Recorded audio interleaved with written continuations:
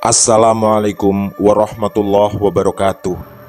Selamat jumpa kembali sahabat-sahabat viewer dan subscriber channel Titah Misteri. Kali ini kami akan membawakan sebuah kisah misteri dengan judul Menjemput Pelet Jaran Goyang. Selamat mengikuti.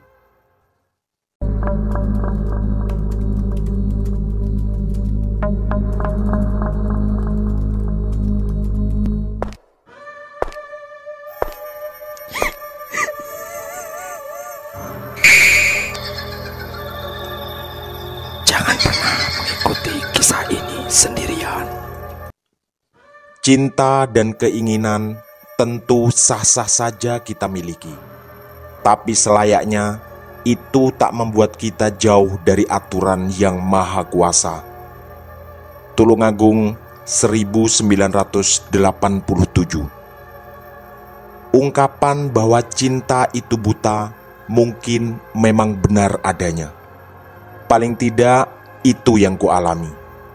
Aku yang anak orang biasa sangat tertarik dan bermimpi mendapatkan cinta Yuli, anak salah seorang terkaya di desaku. Hanya saja Pak Saeri, bapaknya terkenal sombong. Konon dulunya dia cukup bersahaja. Tapi setelah bisnis peternakannya mencuat, kekayaan telah merubah sikapnya. Mungkin benar kata orang, kekayaan dan jabatan bisa merubah sifat seseorang dalam sekejap. Secara latar belakang keluarga, aku dan Yuli tentu jauh berbeda. Kehidupannya yang kini bergelimang harta tentu tak sepadan dengan kondisi keluargaku. Setahuku, Pak Saeri adalah satu dari hanya 4 orang di desaku yang memiliki mobil. Dan dia satu-satunya yang ada di dusunku. Tapi aku tak peduli. Yang paling penting bagiku adalah Yuli, gadis manis yang baru saja lulus SMA yang setiap malam kuimpikan. Tak peduli sesombong apapun bapaknya. Setiap malam rasanya wajah Yuli terus menari-nari di pikiranku. Aku benar-benar dimabuk cinta. Dari dulu memang aku sudah mengenalnya. Selain tinggal di desa yang sama, sejak SMP dia adalah adik kelasku. Kami bersekolah di tempat yang sama. Hanya berbeda tingkat karena usianya sekitar 2 tahun lebih muda dariku. Sebenarnya, kalau hanya sekedar membiayai kuliah Yuli yang anak tunggal, Pak Saeri tentu sangat mampu. Bahkan andai harus menyekolahkannya ke luar negeri sekalipun, rasanya itu tak terlalu sulit baginya. Tapi di desaku zaman itu memang tidak lazim seorang perempuan berpendidikan terlalu tinggi. Bahkan cewek yang sekolah sampai lulus SMA hanya beberapa orang di desaku. Intinya di masyarakat, lulus SMA sudah cukup bahkan terlalu tinggi bagi seorang anak perempuan. Namaku Gatot dan aku tinggal di salah satu desa kecil di Kabupaten Kediri.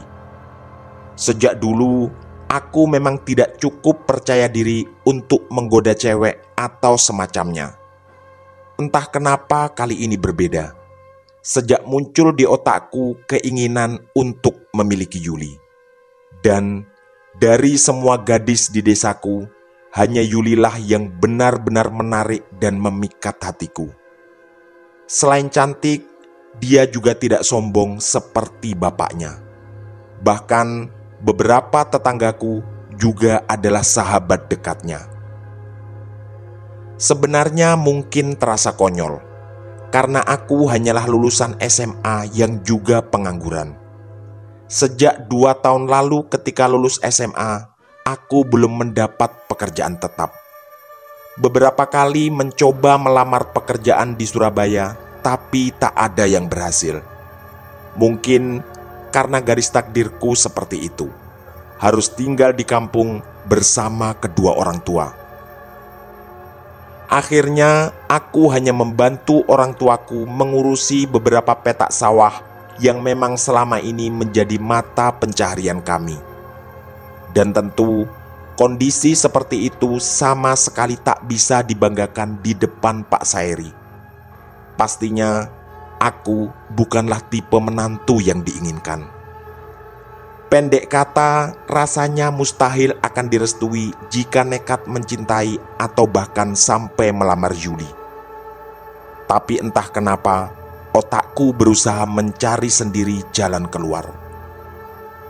Dan aku ingat, ketika beberapa kali berkunjung ke teman-temanku di Tulungagung, aku sering mendengar cerita tentang Ratu Pantai Selatan, yang konon memimpin sebuah kerajaan gaib yang sangat besar, yang bahkan mungkin paling besar di Indonesia.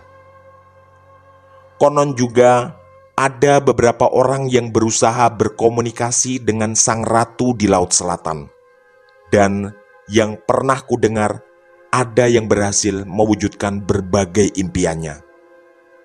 Pendek kata, Pantai Selatan Jawa sudah cukup lama menjadi tempat orang mencari banyak hal yang diinginkan. Tentu saja bekal itu jauh dari kata cukup, karena pengetahuanku hanya sebatas itu. Aku juga tak pernah berdiskusi serius dengan siapapun.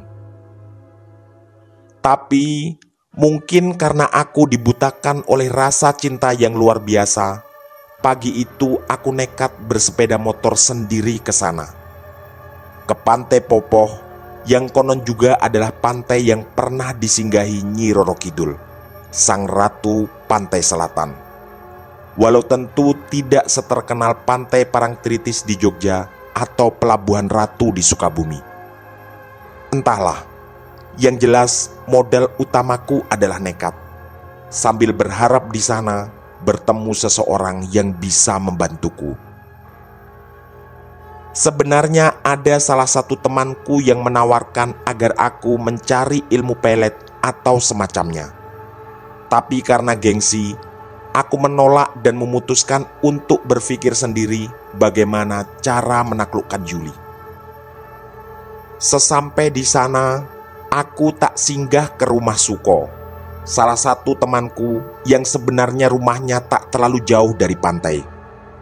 Aku memang berniat melakukan semuanya sendiri tanpa harus malu karena diketahui siapapun orang lain. Sesampai di pantai, awalnya aku berniat mencari warung kopi. Tapi itu segera kuurungkan ketika mataku menangkap seorang bapak tua yang sedang berdiri di bibir pantai dan menatap ke arah laut, dan ombak yang sedang bergulung dalam luasnya pemandangan yang begitu mempesona. Penampilan bapak itu cukup unik, berbaju batik dan mengenakan blangkon sebagai penutup kepalanya. Di mataku, dia terlihat seperti seorang dalang wayang kulit. Setelah kudekati, kulihat matanya terpejam, dan mulutnya sedang komat kamit yang mungkin membaca mantra atau semacamnya. Aku tiba-tiba merasa tertarik untuk terus mengawasi bapak ini. Dan setelah matanya terbuka, dia seperti terkejut begitu menyadari aku berdiri tak jauh darinya.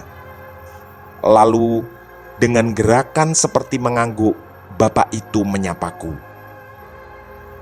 Karena yakin ritualnya telah selesai, aku pun mendekati bapak itu, dan kami berkenalan. Aku pun dengan sopan menjabat tangannya sambil memperkenalkan namaku, yaitu Gatot. Bapak itu membalas dan mengaku namanya adalah Pak Marijan. Umurnya aku taksir sekitar 50 tahun atau lebih sedikit. Hanya saja masih tampak sangat sehat dan bugar. Kami pun lalu terlibat dalam sebuah obrolan singkat. Cuaca sebenarnya sudah cukup panas, tapi aku benar-benar penasaran dengan bapak ini.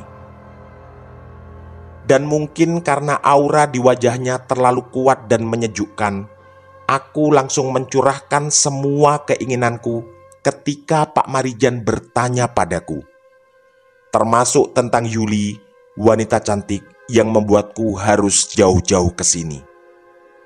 Pak Marijan hanya tersenyum tipis, lalu berkata padaku, "Bisa, Dek, tapi kamu jangan takut." Aku tentu senang sekaligus terkejut. Yang jelas, perintah untuk jangan takut biasanya justru diikuti dengan sesuatu yang sangat menakutkan. Aku kemudian digandengnya dan diajak berjalan cukup jauh, sampai di sebuah batu besar di pinggir pantai. Kata Pak Marijan, dia biasa bersemedi di tempat itu. Aku yang makin lama makin tertarik, lalu bertanya tentang banyak hal, termasuk apa yang harus kulakukan dan apa yang akan kutemui.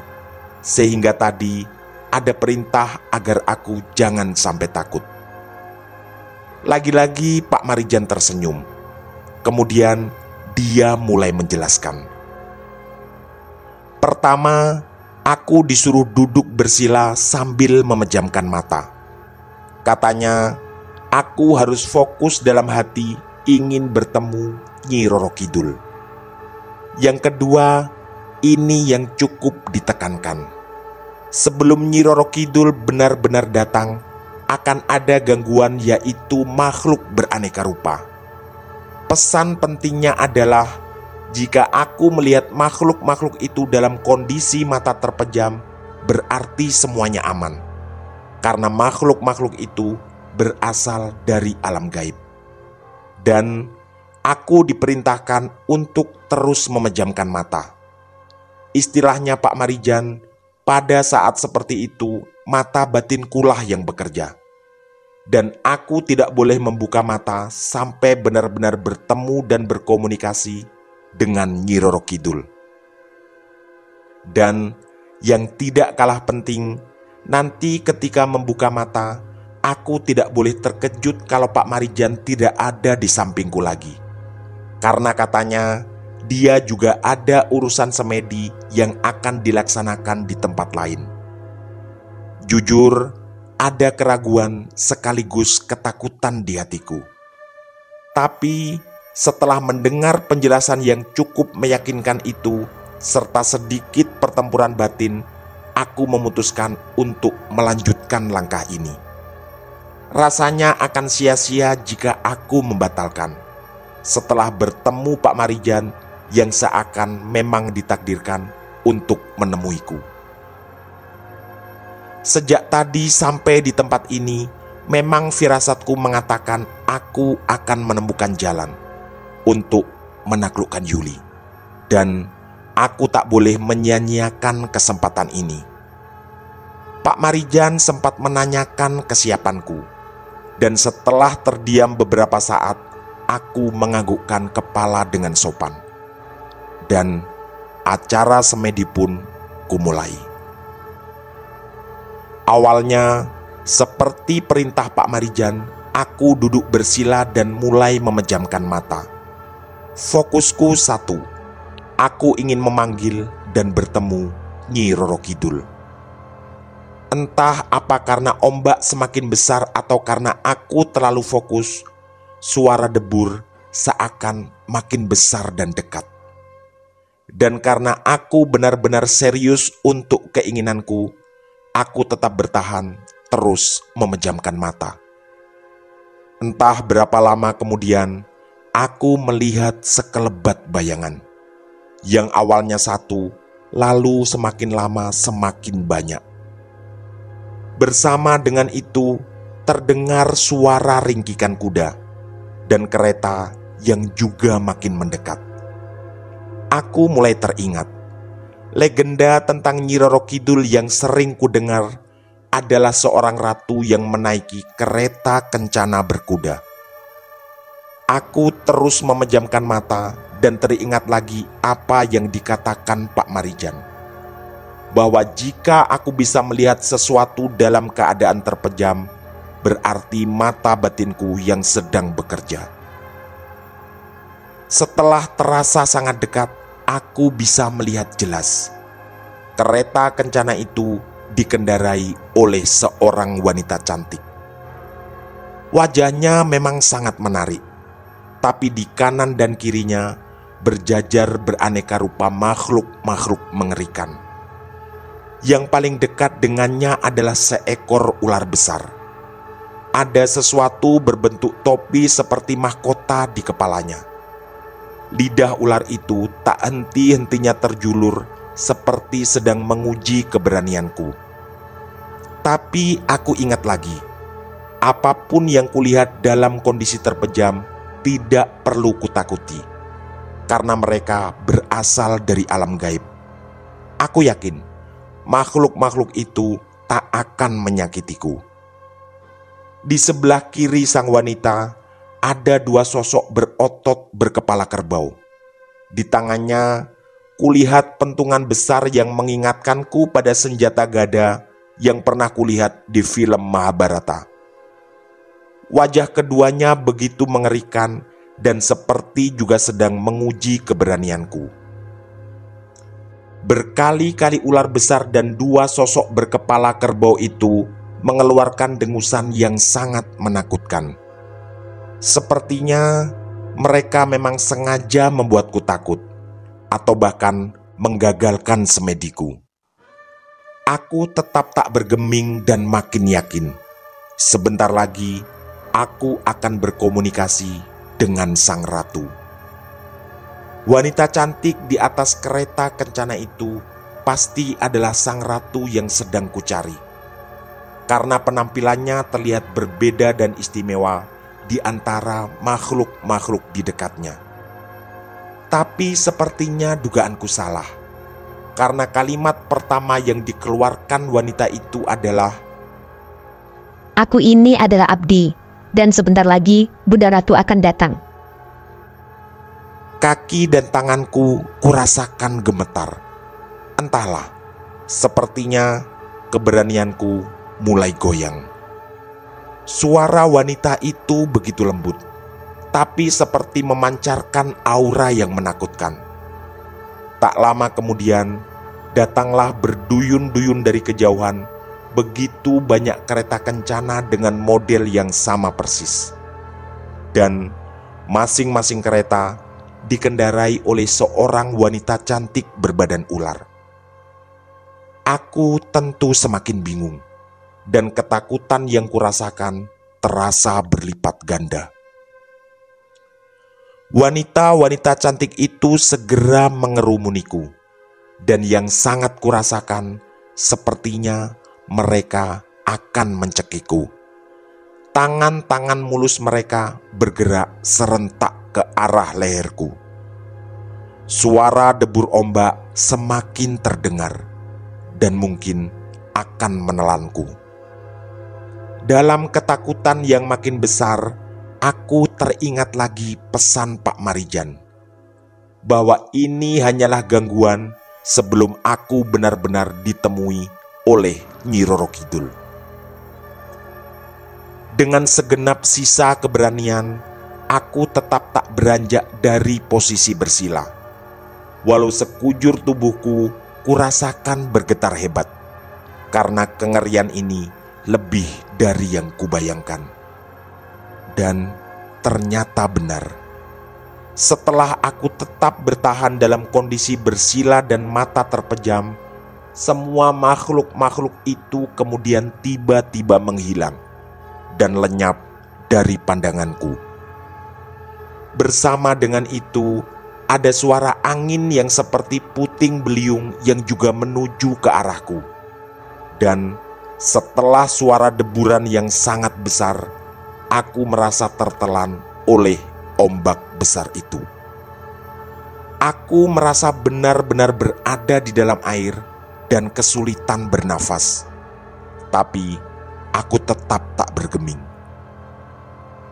Tak lama kemudian, dari kejauhan datanglah sebuah kereta kencana.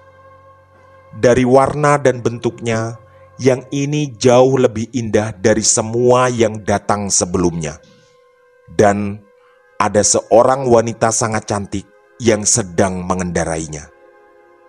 Selain itu, kecantikan wanita ini juga berlipat-lipat lebih dari yang tadi. Entahlah, auranya sangat berbeda. Tiba-tiba semua rasa takut hilang dan berganti dengan kenyamanan luar biasa. Nafasku juga tiba-tiba kembali seperti semula. Dan dengan tiba-tiba pula, aku merasa sudah berada di luar air. Apa keinginanmu? Begitu kalimat pendek yang terdengar di telingaku. Suara itu begitu merdu dan lembut, sampai membuat bulu kudukku merinding. Tapi yang kurasakan bukanlah merinding karena ketakutan. Entah rasa apa yang sedang ada di hatiku. Tapi yang jelas, kenyamanan makin kuat kurasakan. Aku ingin Yuli mencintaiku, Ratu. Dengan spontan aku menjawab seperti itu. Karena kali ini firasatku sangat kuat. Inilah Nyi Roro Kidul yang dari tadi kutunggu kedatangannya. Wanita cantik itu kemudian turun dari kereta kencananya dan lalu berjalan menghampiriku. Setelah senyuman sangat manis di bibirnya, dia meniup rambutku. Kemudian mengucapkan bahwa aku baru saja diberi ilmu pelet jaran goyang. Ada keterkejutan yang datang tiba-tiba. Pelet jaran goyang memang pernah ku dengar, juga tentang keampuhannya. Tapi seingatku, bukan seperti ini cara mendapatkannya. Tak terlalu lama kemudian, sosok itu pergi dan kereta kencananya semakin menjauh, sampai benar-benar tak terlihat oleh pandanganku. Aku yang yakin semua proses telah selesai, lalu membuka mata. Ternyata aku benar-benar sendiri. Pak Marijan tak terlihat lagi di sana. Tapi aku teringat lagi. Tadi dia berpesan bahwa akan melanjutkan semedi di tempat yang agak jauh. Pandanganku kemudian kurasakan benar-benar normal. Batu, pasir dan juga ombak di depanku sudah seperti tadi sebelum bersemedi. Karena hatiku makin mantap, aku pun memutuskan untuk segera pulang. Di perjalanan, aku sempat singgah di sebuah toko pakaian di kota Tulungagung dan membeli baju di sana. Berbekal uang di dompet yang tidak terlalu banyak, aku mulai memilih pakaian-pakaian itu. Dan pilihanku jatuh pada gaun putih yang menurutku akan sangat cantik dan cocok diberikan pada Yuli. Anganku mulai menari-nari dan yakin gaun itu akan diterimanya dengan senang hati. Selama ini Yuli memang sama sekali tak terlihat tertarik padaku. Tapi dengan bekal pelet jaran goyang yang baru kudapatkan, rasanya semua akan mudah kulalui. Apalagi aku juga pernah mendengar, dari sekian macam ilmu pelet yang ada, jaran goyang adalah salah satu yang terkuat. Seharusnya Yuli akan mudah kutaklukkan. Aku sampai sekitar jam 3 sore dan sebelum pulang, aku singgah di rumah Yuli. Wajah Pak Sairi terlihat cemberut begitu melihat kedatanganku. Apalagi setelah aku berusaha sopan menanyakan apakah Yuli ada di rumah. Pak Sairi tak menjawab dan sepertinya marah dengan pertanyaanku. Tapi tiba-tiba Yuli datang dari dalam rumah dan langsung memelukku. Pak Sairi terlihat marah dan segera menarik tangan Yuli. Sempat terjadi perdebatan sengit antar mereka. Tanpa kuduga sama sekali, dengan jelas Yuli berkata dengan suara lantang di depan bapaknya bahwa dia sangat mencintaiku. Kulihat gerakan tangan Pak Sairi seperti mau memukul anaknya, tapi itu segera diurungkan. Yuli terus menangis dan berkali-kali mengulangi kalimat yang sama, bahwa dia sangat mencintaiku. Dan kemudian merengek pada bapaknya agar kami segera dinikahkan. Ini benar-benar jauh di luar jangkauan akalku. Yuli yang selama ini sama sekali tak tertarik padaku bisa separah ini. Efek dari pelet jaran goyang benar-benar luar biasa. Lagi-lagi terjadi perdebatan sengit, dan akhirnya aku yang menengahi perdebatan itu. Sambil mengulurkan pada Yuli gaun putih yang tadi kubeli, aku pamit pulang. Dan karena Yuli terus menangis, aku berjanji akan datang lagi padanya nanti malam. Kebetulan rumahnya tak terlalu jauh dari rumahku, hanya sekitar 1 kilometer dan terpisah dusun, tapi masih berada di wilayah desa yang sama. Aku pun pulang setelah yakin Yuli mulai bisa ditenangkan. Selama perjalanan pulang, selain rasa puas yang luar biasa, ada ketakutan di hatiku yang sangat besar. Jujur, walau aku memang sangat mencintai Yuli, tapi aku merasa belum cukup punya bekal untuk menikahinya. Tapi perlahan otak kotorku bekerja. Kalau Yuli memaksa dinikahkan, otomatis aku akan menjadi menantu Pak Sairi. Dan aku yakin, paling tidak aku bisa mengolah sawahnya yang berhektar-hektar. Dan pasti lebih dari cukup untuk kebutuhan sehari-hari setelah berumah tangga. Intinya semuanya akan jauh lebih dari cukup untuk menumpang hidup di sana. Begitu sampai di rumah, aku merasa sangat keletihan. Kondisi rumah sedang sepi dan mungkin bapak dan ibuku masih ada di sawah, yang kebetulan memang sedang musim panen. Tak lama setelah aku membaringkan tubuh lelahku di kamar, aku pun terkirim ke alam tidur. Rasanya cukup lama aku tidur dan terbangun oleh sayup-sayup kumandang adzan maghrib. Aku pun bergegas mandi, dan mungkin karena hatiku begitu berbunga-bunga, aku berniat sholat di masjid, yang selama ini sangat jarang kulakukan. Aku sempat singgah di warung kecil Mbah Tumini, tempat biasa aku membeli rokok. Kebetulan rokokku memang sudah habis.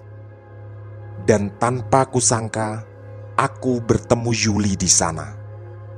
Memang setauku, Mbah Tumini adalah adik dari neneknya. Dan selama ini, Yuli memang sering berkunjung ke sana. Dengan sangat percaya diri, aku pun menghampirinya. Kemudian, dengan setengah basa-basi, aku menanyakan, apakah gaun dariku cocok untuknya. Tapi, di luar dugaanku, Yuli ternyata terkejut mendengar itu. Dan yang tak kalah mengejutkan, dengan wajah tidak menyenangkan, dia justru bertanya kapan aku memberinya baju. Dia juga mengatakan bahwa sudah sekian lama aku tak bertemu dengannya. Aku tentu sangat terkejut karena ini benar-benar aneh. Tadi siang jelas-jelas aku ke rumahnya dan memberikan gaun putih padanya. Otakku sempat terasa error sejenak. Dan karena merasa suasana makin tidak nyaman, aku pun segera pamit dan tidak jadi membeli rokok. Aku lalu meneruskan langkah ke masjid.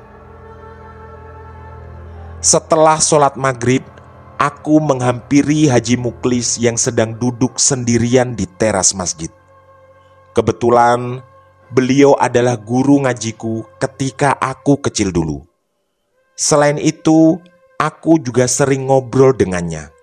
Karena walaupun tokoh yang sangat dihormati, orangnya lumayan asik dan bersahaja. Pada Haji Muklis, aku mencurahkan semuanya, termasuk menceritakan apa yang kualami tadi siang di pantai selatan. Juga kejadian mengejutkan ketika baru saja bertemu Yuli. Respon pertama yang kudapatkan adalah sebuah senyuman. Lalu Haji Muklis menjelaskan panjang lebar. Pertama, beliau mengatakan bahwa makhluk-makhluk gaib memang ada dan banyak di sekitar kita, termasuk Ratu Pantai Selatan yang sangat terkenal. Entahlah dia ada atau tidak, tapi sebagai umat beragama, kita tentu harus percaya keberadaan makhluk-makhluk tak kasat mata. Dan mungkin, kata beliau, jika memang ada sosok Ratu Selatan, maka dia adalah salah satu dari makhluk jenis jin atau setan. Kemudian, ini yang beliau tegaskan, bahwa jodoh sudah ada yang mengatur. Dan kalau kita punya niat baik untuk itu, kita bisa menempuh cara-cara yang lebih terhormat tanpa harus melanggar aturan agama, yaitu dengan banyak berdoa. Dan justru kata beliau, doa terbaik bukan dengan memaksakan sebuah keinginan, tapi memohon kemudahan jika keinginan yang ada dalam hati kita memang adalah sesuatu yang baik.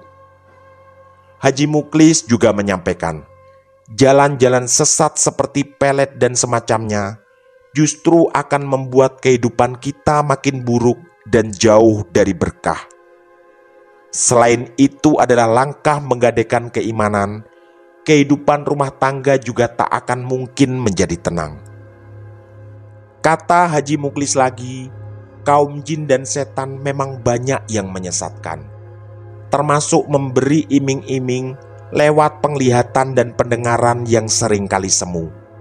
Dan tujuannya jelas, agar kita sebagai manusia menempuh jalan yang sesat dan jauh dari agama. Tak lupa beliau memberi nasihat, jika aku terus berdoa, maka jalan untuk mendapatkan Yuli akan dipermudah. Tapi jika tidak, maka Tuhan pasti sedang mempersiapkan yang lebih baik dari itu, yang mungkin saat ini pikiran kita tak mampu menjangkaunya. Rasanya nasihat-nasihat dari Haji Muklis begitu masuk ke dalam hatiku. Semua yang beliau katakan benar-benar dengan nyaman mendarat pada kesadaranku. Apalagi aku teringat, ada salah satu tetanggaku yang dulu sangat terkenal karena menikahi seorang wanita cantik dari Jakarta. Konon, dia juga mengandalkan ilmu pelet dari seorang dukun. Dan setelah sekitar 2 tahun pernikahan, rumah tangganya berantakan. Bahkan akhirnya mereka bercerai. Kabar burung yang lagi-lagi beredar adalah efek dari pelet itu telah habis. Entahlah, aku tentu tidak paham kebenaran cerita itu. Tapi nasihat Haji Muklis benar-benar membuatku tenang.